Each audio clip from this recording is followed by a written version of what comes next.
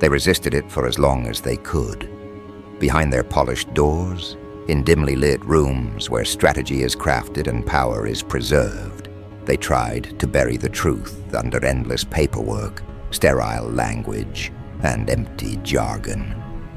But pressure always cracks the mask, and now the confession has escaped. High-level authorities, the ones who pride themselves on being able to measure, classify, and predict every human variable, finally admit what they swore never to say. You don't fit the mold. Their systems were designed to absorb everything, yet you slipped through untouched. Their frameworks were built to anticipate outcomes, yet you dismantled them without effort. In their frustration, they've resorted to the word they despise most: genius, hidden, rare. They do not use it lightly, they use it reluctantly, as if admitting defeat.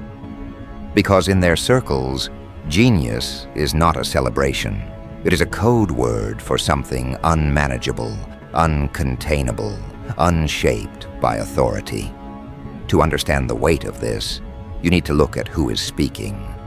These are not teachers searching for promise in a student. These are not poets weaving compliments. These are individuals who deal in the language of control.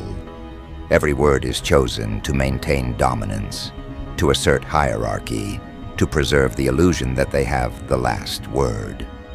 They are allergic to praise because praise shifts balance. They will twist themselves into endless knots to avoid giving credit. And yet, here they are, calling you what they swore not to. Rare, difficult to measure, a mind that refuses their constraints. They didn't want to recognize it, but the evidence left them no other choice. You never asked for recognition. You didn't walk into their chambers begging to be seen. You didn't plead for a seat at their tables.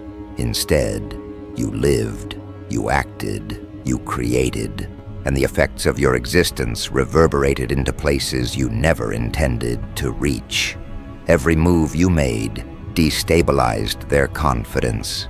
Every outcome you influenced broke the rhythm they had rehearsed. What they thought were rules revealed themselves as brittle illusions the moment you ignored them. And in that refusal to conform, you became visible in ways you never imagined. The strange thing about power is that it notices what refuses to bend.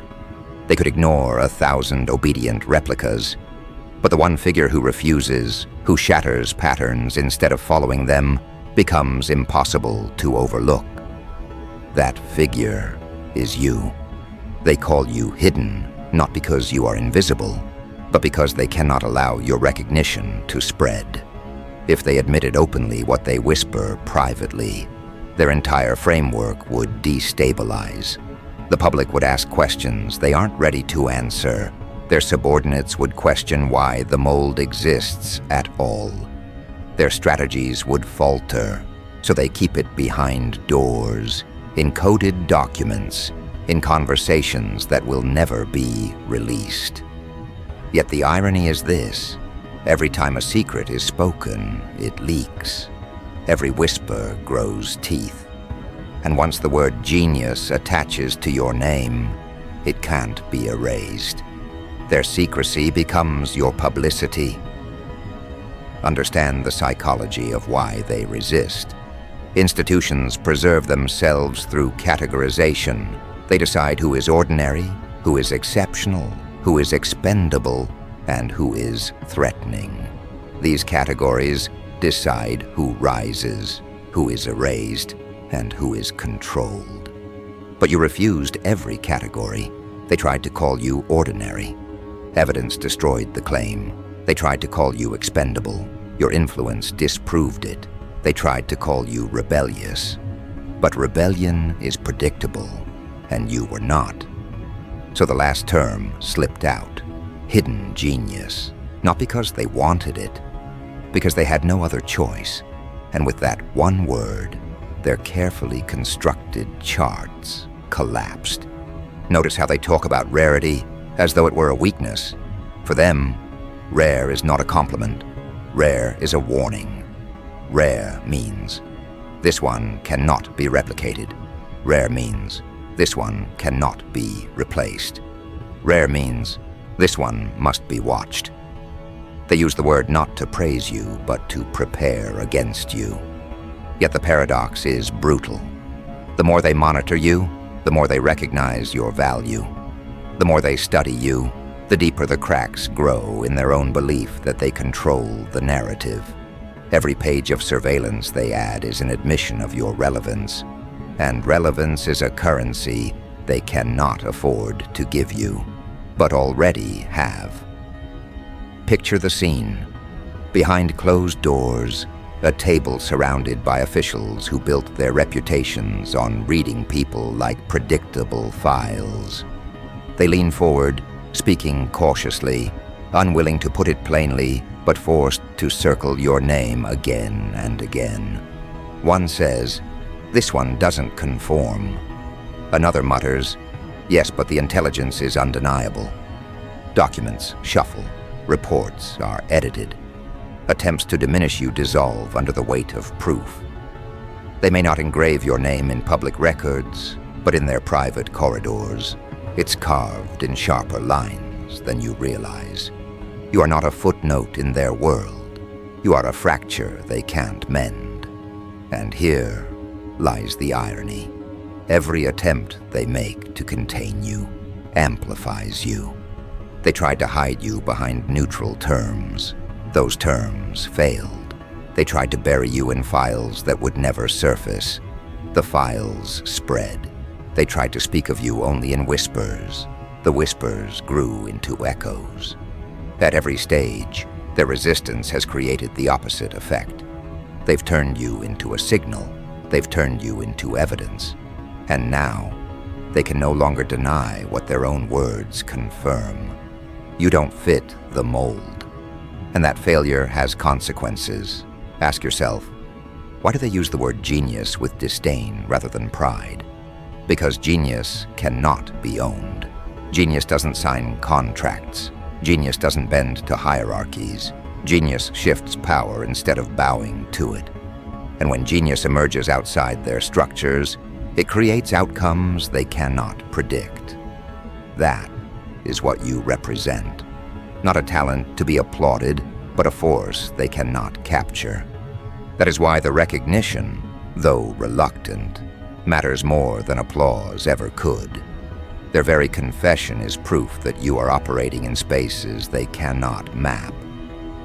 Every institution is built on the assumption that people will follow molds, that predictability preserves order, that conformity ensures efficiency. But one person who breaks that assumption unravels the entire illusion. That one person is you. By refusing to fit, you've shown the mold itself to be fragile. You've proven that the categories they use to control populations are not as stable as they pretend. And once an institution recognizes a fracture, its authority erodes from within. You are not only living outside their mold, you are making their mold irrelevant. This is why the confession is so important. They didn't announce it for you. They announced it for themselves. It was a warning, a recalibration, a desperate attempt to prepare. But preparation itself is an admission. They are preparing because you've already proven the old methods don't apply. They are recalculating because you've already made the old calculations obsolete. They are whispering genius because ignoring you is no longer an option. And when ignoring becomes impossible, acknowledgement follows. That acknowledgement is your leverage. You need to see what position this places you in. The more they attempt to contain your name, the more it spreads. The more they try to downplay you, the more they emphasize you. Their resistance is your megaphone. Their secrecy is your stage. Every time they use the word genius as code, they create another layer of evidence. Evidence that you are not where they thought you'd be. Evidence that you are not operating on their terms. evidence that you are moving in ways that dissolve their categories. That evidence is stronger than any recognition they could give you publicly, because it's born from fear, not admiration. Think about how power fractures. It doesn't collapse in an instant. It erodes in whispers, in admissions, in small cracks that spread until the entire foundation weakens. That is what you've created, a fracture in the foundation, a weakness in their structure. They are not announcing you as a champion, they are whispering you as a threat. And threats cannot be erased once admitted. They live in every conversation, in every file, in every recalculation. You've already won the first war, and you didn't even enter their battlefield. They entered yours. Now the question is not whether you fit the mold. That's already answered. The real question is how far the fracture spreads.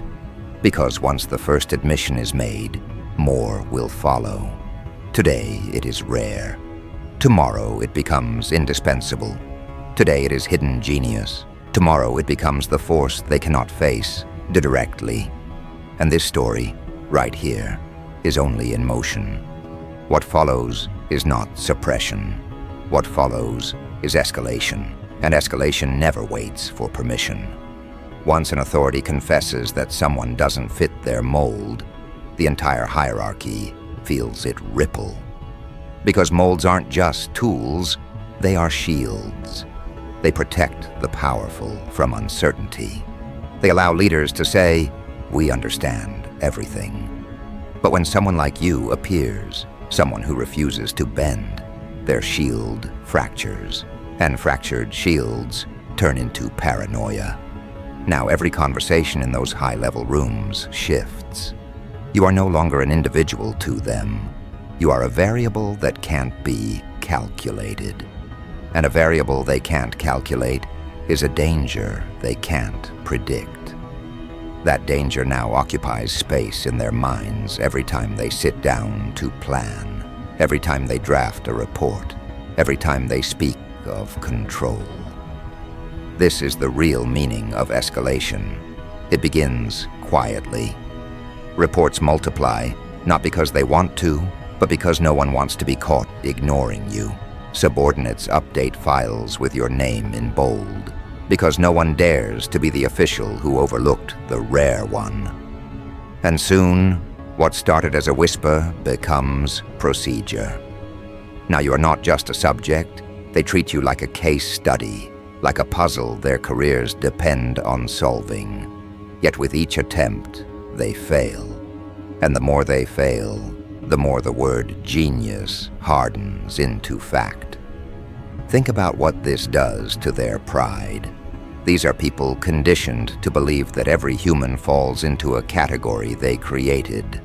They've spent their entire lives writing the rules, enforcing molds, and punishing deviation. They pride themselves on predicting who will rise, who will crumble, who will fade. Yet you stand as living proof that their pride is hollow. You didn't rise through their permission. You didn't crumble under their weight. You didn't fade when ignored. Instead, you sharpened. And now their pride is forced to acknowledge something unbearable. Their mold failed. Escalation continues as their language evolves. At first it was, "This one doesn't fit." Then it became, "This one is rare." And now, in their most private circles, it mutates into, "This one cannot be stopped." They won't say that in public. They'll never carve it into press releases. But in backroom conversations, in guarded corridors where their masks are off, that's what's whispered. And whispers at that level don't fade. They spread. They infect every layer of the chain of command. Before long, your name is no longer a person, it is a cautionary tale. They speak of you as though you are both evidence and prophecy. Evidence that their molds don't hold. Prophecy that others like you may rise. And that's their deepest fear. You are not just yourself anymore. You are precedent, If one person breaks their mold, it proves the mold itself is flawed, and flawed molds cannot hold power. That's why escalation feels like panic. They aren't just reacting to you. They are reacting to what you represent. They fear the spark you carry might ignite recognition in others. Because once one hidden genius is exposed, how many more remain unseen? How many others will start questioning the molds forced upon them? That's why the authorities tighten their grip, why their confessions taste more like warnings than praises. They are not trying to elevate you. They are trying to contain what you've already unleashed. But here's the cruel paradox. Containment creates exposure. Every time they whisper your name, they amplify you. Every time they file another report, they spread you further. The more they try to lock you away, the more doors you slip under. That is escalation at its purest. The harder they fight to keep you hidden, the louder your existence becomes. And the louder it becomes, the weaker their mold appears. They cannot win, because the very act of resisting you gives you power. Picture the psychological warfare happening in their heads. Late at night, when the corridor's empty and the lights dim, someone at the top replays every failed attempt to classify you.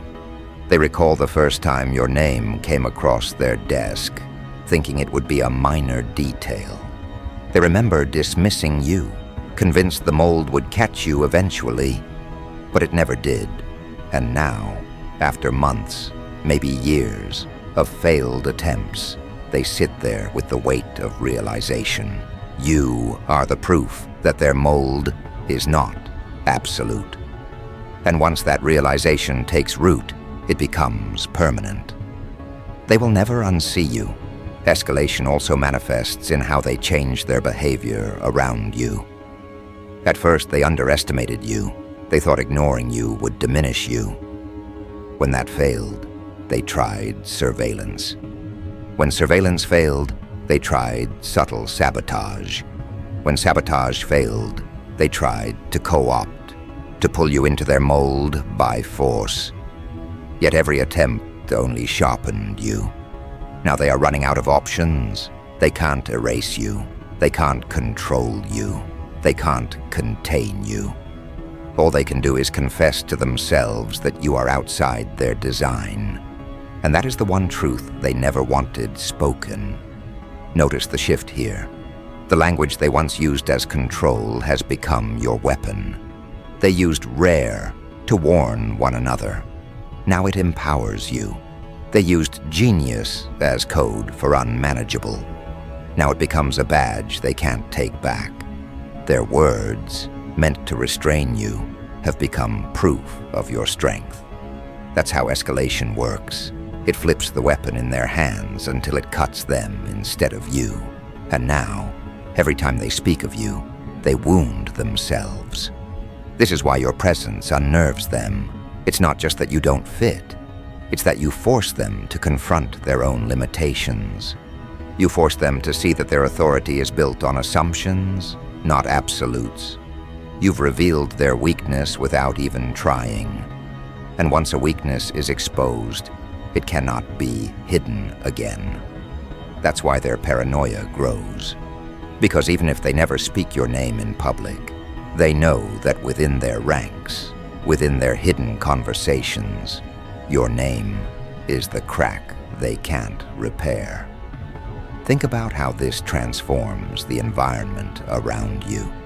Every institution that once dismissed you now watches you.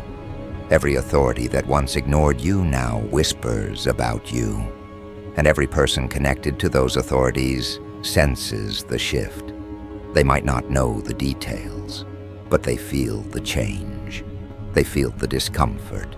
They feel the unease radiating from leaders who no longer sound certain. And when certainty disappears at the top, unrest spreads everywhere below. You didn't just unsettle them, you unsettled the chain they command. That is escalation. And escalation is only intensifying, Because the more they confess privately, the closer they get to being exposed publicly. Words leak, conversations slip. Reports land in hands they weren't meant to. One whisper becomes 10, 10 become 100. And soon, the very thing they tried to suppress, the fact that you are different, that you don't fit the mold, spills beyond their control. When that happens, they won't just fear you. They'll fear the ripple effect you inspire. This is what they are most desperate to stop. Not you, but the spark you carry. They know once others hear that authorities themselves confessed you are rare, you are genius, the illusion of control weakens.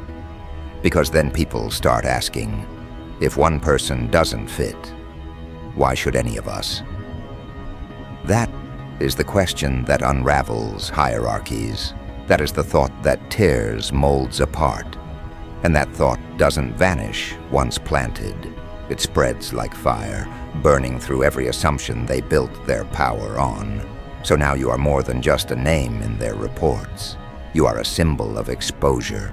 You are a reminder of their limits. You are the fracture they cannot seal.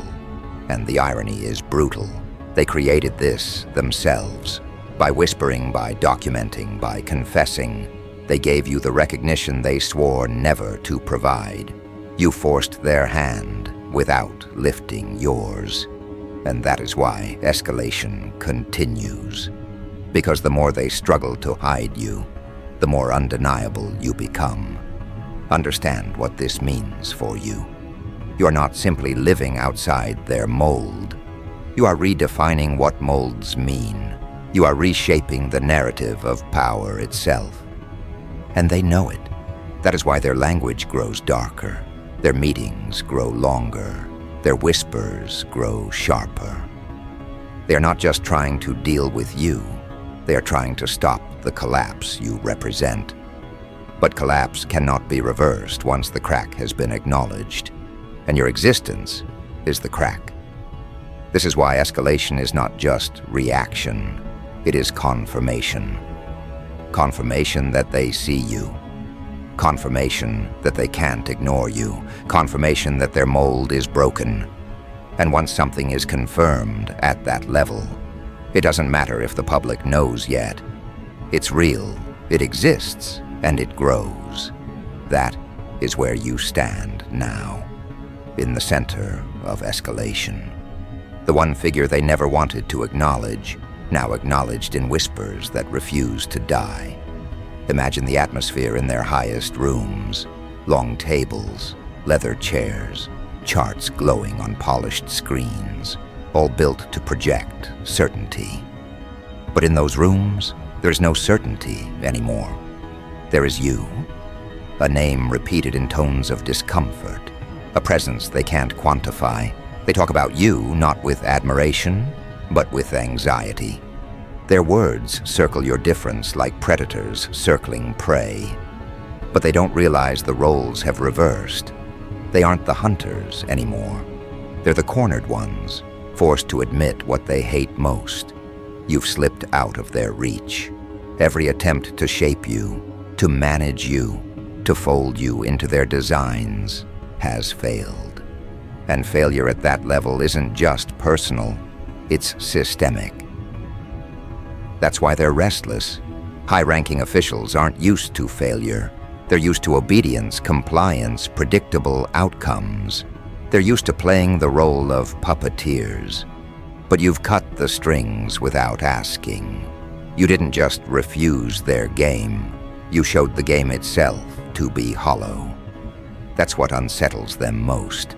Not just that you don't fit, but that your refusal to fit exposes the mold as fragile. Their mold is no longer seen as an instrument of order. It's seen as an illusion exposed.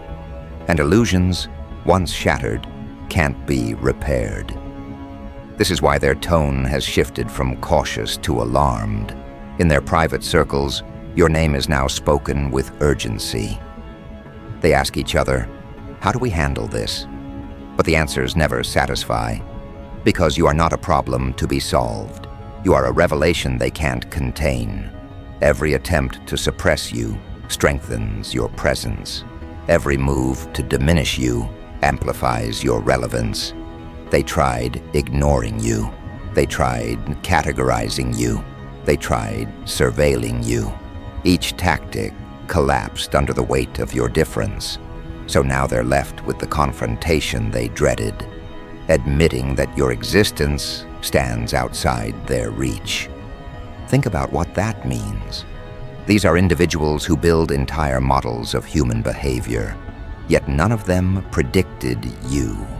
They created molds to contain possibility, yet you live beyond them. You don't just bend rules, you reveal the rules as unnecessary. You don't just surpass expectations, you prove their expectations were flawed from the start.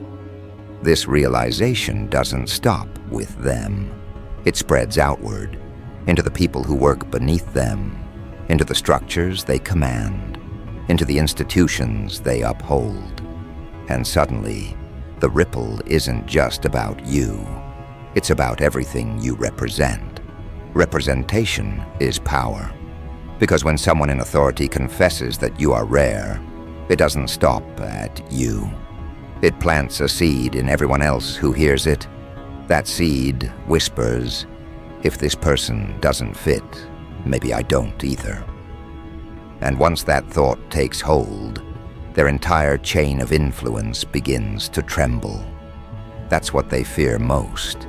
You're not just one figure they can't contain. You're the symbol that exposes their fragility. You've become the living reminder that their molds don't define reality. Reality leaks through the cracks they thought were sealed. This is why confrontation is unavoidable. They can't walk away from you, because walking away means admitting defeat. They can't destroy you because every failed attempt proves your resilience. They can't claim ownership because you've already proven your independence. So they're left circling, grasping for strategies that no longer work. And the more they circle, the more obvious their desperation becomes. Their language betrays them. Their posture betrays them. Their very attempts to reassert control betray them. Meanwhile, you stand unmoved.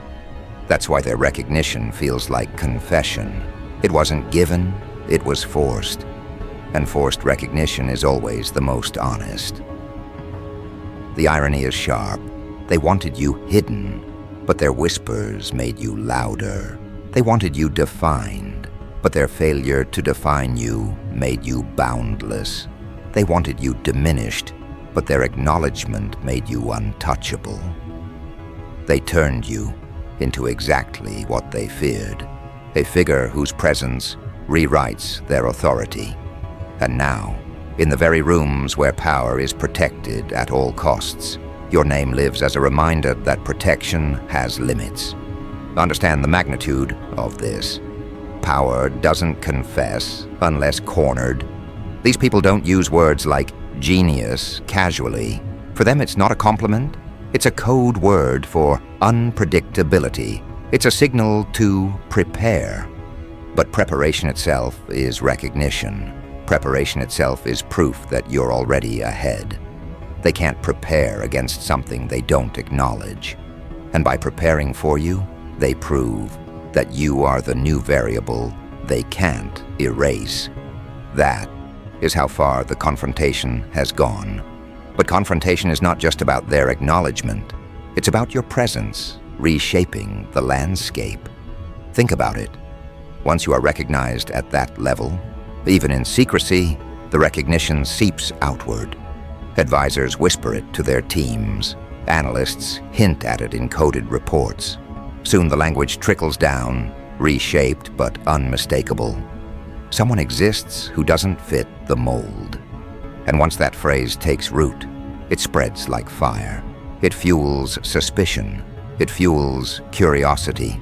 It fuels the realization that authority isn't as absolute as it pretends. And that realization can't be buried once spoken. You have become the symbol of that realization. And symbols are dangerous to power. Because symbols outlive suppression. They survive attempts to erase. They ignite imaginations that authority can't control. That's why they're desperate. Not just because of who you are, but because of what you represent. You represent freedom from their mold. You represent proof that their categories fail. You represent the idea that people are more than the boxes they're forced into. And that representation is more threatening than any act of rebellion. Because rebellion they can anticipate. Representation they cannot. This is why the confrontation is spreading beyond private whispers. It's leaking into culture, into conversation, into thought. People who never met you still feel your presence because they sense the shift. They feel the unease in leaders who no longer sound invincible. They see the cracks in authority once believed unbreakable. They notice the questions surfacing that weren't allowed before. And in every one of those shifts, your existence is the unspoken cause. You don't have to be everywhere to be felt. You don't have to speak to be heard. They've already made you the center of attention by failing to contain you. So what happens now? Now you move from whispered recognition to undeniable presence. They'll try to adapt, but every adaptation will fail. They'll attempt to rewrite their molds, but rewriting them only proves the old ones were lies. They'll attempt to silence you, but every silence becomes a stage. The confrontation has already shifted in your favor. The more they resist, the stronger you become. The more they confess, the more powerful your presence grows. You've turned their authority into your amplifier. Think of how rare this is. Most people spend lifetimes begging for acknowledgement. They chase it. They compromise for it. They bend themselves into shapes just to fit a mold. You didn't. And that's why your recognition is different. It wasn't granted as a favor. It was surrendered as a necessity. They didn't choose to call you rare. They were forced to. They didn't want to call you genius. They had no other explanation. That difference matters. Because forced recognition is permanent. It can't be taken back without revealing weakness. And weakness is the one thing they can't afford to display. That's why you've already won. Not because you sought victory, but because their confession is irreversible. They can't erase it from their memories. They can't deny it in their reports. They can't unwhisper what's been spoken. The moment they admitted you don't fit the mold itself cracked forever. And that crack is widening every day. Now the world outside will feel it too. You've already set into motion a shift that spreads beyond their walls. When high-ranking officials confess that someone is rare, that confession never stays contained. It travels, it mutates, it inspires. Soon others will see it. They'll recognize themselves in it. They'll realize that molds were never truth. They were tools of control. And when that realization spreads, the very structures that kept people compliant will begin to collapse. All because of one figure they couldn't contain. All because of you. This is the legacy of confrontation. It doesn't end with acknowledgement. It evolves into transformation. Their mold is broken. Their confidence is fractured. Their secrets are leaking. And you stand untouched. Not because you begged, not because you conformed, but because you lived outside their reach from the beginning. That is why they whisper your name. That is why they call you hidden genius. That is why they admit you are rare. They didn't want to. They had to. And that distinction is everything. You are the living contradiction to their authority. You are the fracture in their illusion. You are the name that lives in their rooms long after the lights are off.